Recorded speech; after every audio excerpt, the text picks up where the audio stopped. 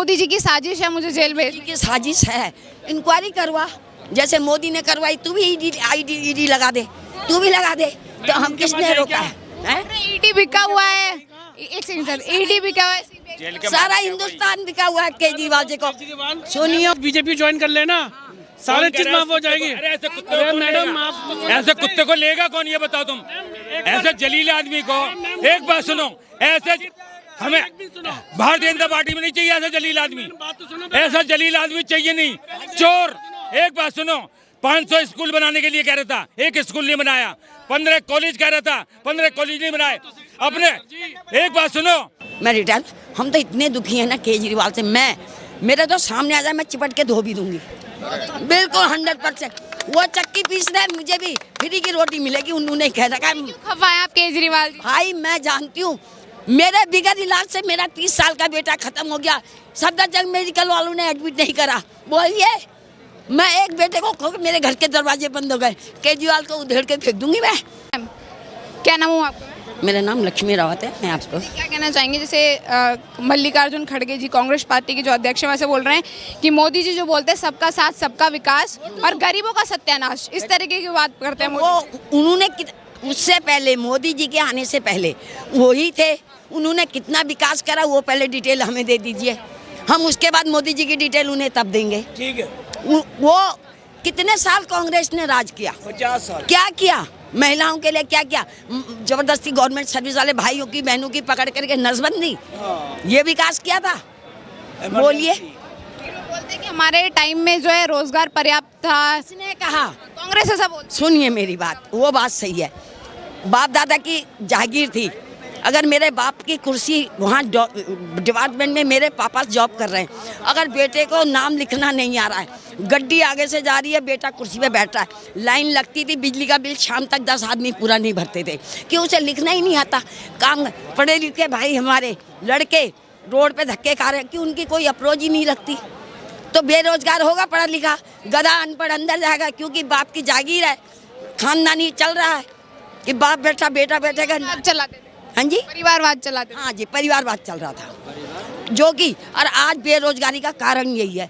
फिर वैकेंसी कहते हैं मोदी ने बंद करी, शुरुआत उन्होंने करी, स्टार्टिंग मैडम उनकी है, नाम तो मोदी का है, बीच में मोदी जी ने विकास करा। आज आप देख रहे हो मैं इस समय घूम रही हूँ, कभी मेरे हस्बैंड मुझे कहते थे 4 बजे के घर से बाहर मत निकलना, आज देखो मैं चांदनी चौक मार्केट में घूम रही हूँ, मैं विनोद नगर से आई हूँ, वेस्ट विनोद नगर मंडावली, और मैं अकेली हूँ, और इसमें मेरी एज 59 है, जो कि मेरे बच्चे भी मुझे लागू नहीं करेंगे, मानती हो इस चीज़ को। लेकिन मैं रिटर्न, हम तो इतने दुखी हैं ना केजरीवाल से, मेरे तो सामने आ जाए मैं चिपट के धो भी दूंगी, बिल्कुल 100%।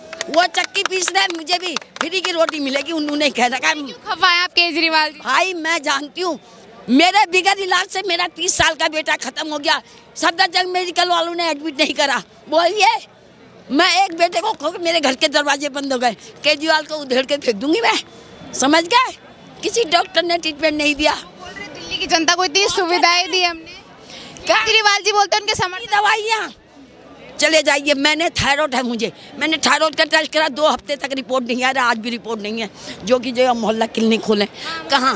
हाँ, बड़ी अच्छी सुविधा है, उसमें दवाइयाँ फ्री में मिलती है। आप मॉर्निंग में मेरे साथ चलिए, मैं दिखाती हूँ आपको जितने लोग हैं। झूठ फैला रहे हैं क्या केजरीवाल? झूठ, मैं खुद मैं नहीं भाई साहब, मैं वो चीज़ कर रही हूँ जो मैंने बरती है, मैं आपकी बात नहीं कह रही हूँ, जो मेरे साथ हुआ है मैं उसकी बात कर रही हूँ। सही बात। मुझे नहीं पता इनके साथ क्या हुआ, इनके साथ क्या हुआ, मेरे साथ जो हुआ है वर्तमान में मैं उसकी बात कर रही हूँ, समझ गए?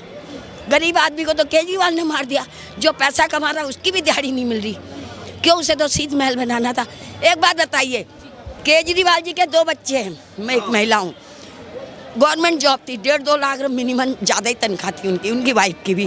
ऐसी क्या जरूरत आन पड़ी केजरीवाल जी को, ऐसी क्या जरूरत आन पड़ी कि जो वो भूखे मर रहे थे और उनको और आगे और चाहिए था? मुझे ये जवाब चाहिए। देश की सेवा करनी थी मुझे, इसलिए मैं पॉलिटिक्स में आया। देश की सेवा, किसकी सेवा करी?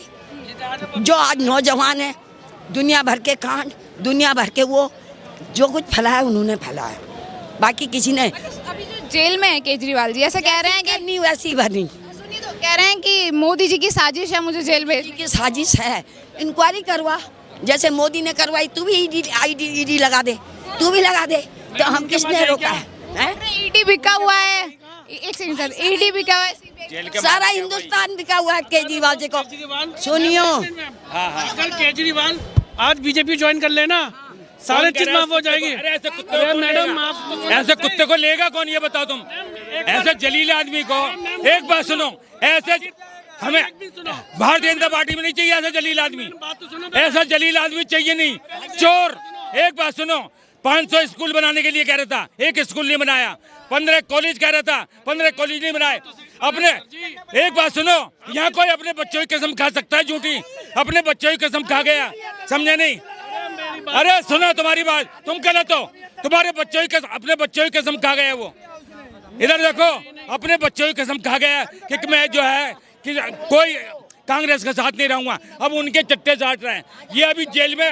इधर सुनो, ये आपने मेरी बात बोली, 1 मिनट मेरी बात सुन लो, फिर आप बोलते रहना। नहीं, ये भारतीय जनता पार्टी में ऐसा अरे नहीं सुनो तो सही, भाई, सब गलत बोल रहे हो आप गलत बोल रहे हो।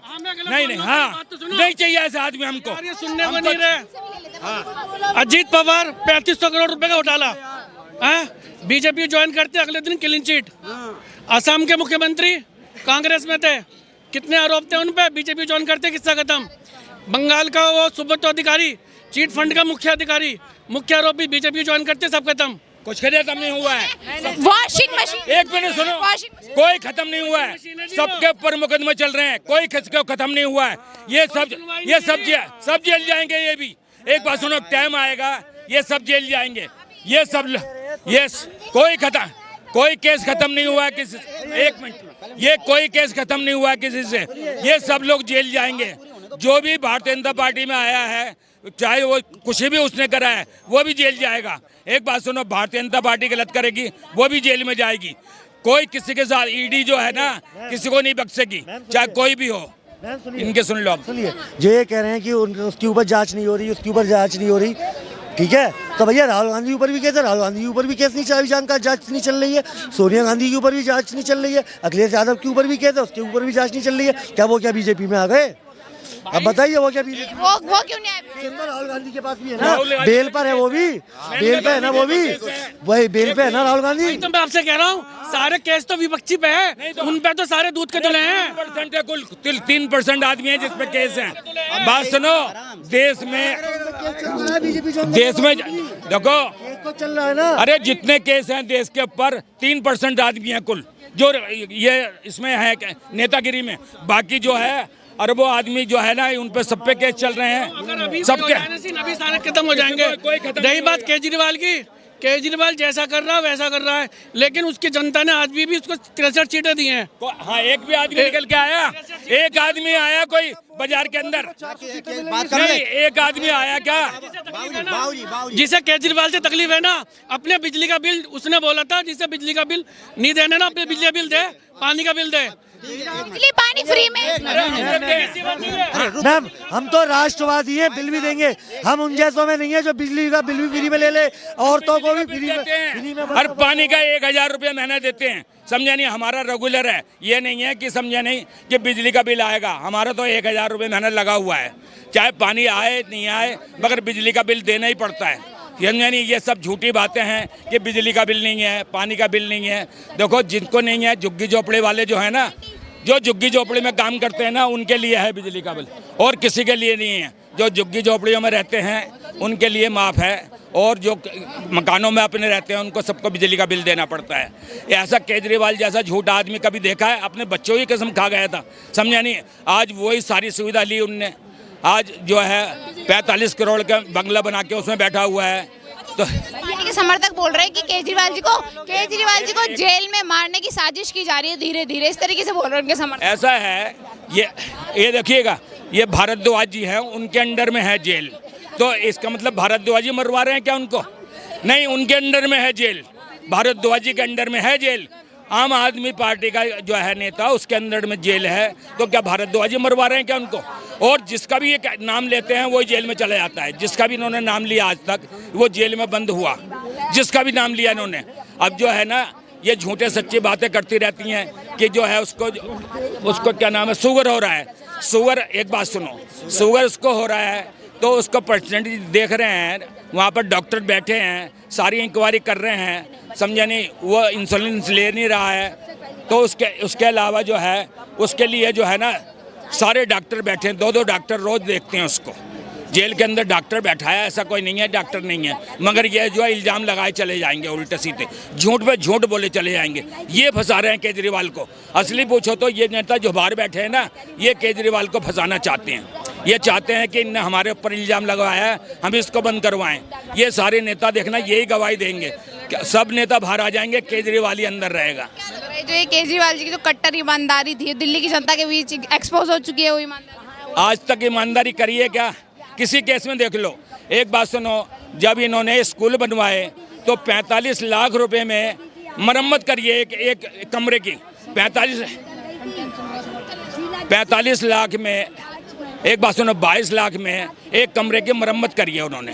अब वो मरम्मत जो है आज 22 लाख के अंदर पूरे बिल्डिंग बन जाती है, समझा नहीं। वो एक कमरे की मरम्मत के पैसे ले रहे हैं। इसका मतलब लूट मार आज से नहीं कर रहे हैं, वो शुरू से लूट मार कर रहे हैं। जब बस स्टैंड उन्होंने तोड़ के बनाए नए, उस टाइम पैसे खा गए वो बस स्टैंडों में। बस स्टैंड तुम जाके देखो, जहाँ ज़रूरत नहीं है वहाँ 3-3 बस स्टैंड बने हुए हैं, और उसमें 25-25 लाख रुपये लिया। एक बस स्टैंड का उन्होंने 25 लाख वसूल किया, समझे जी। तो ये लोग तो शुरू से बेईमानी करने आए हैं। और ये हाँ जी।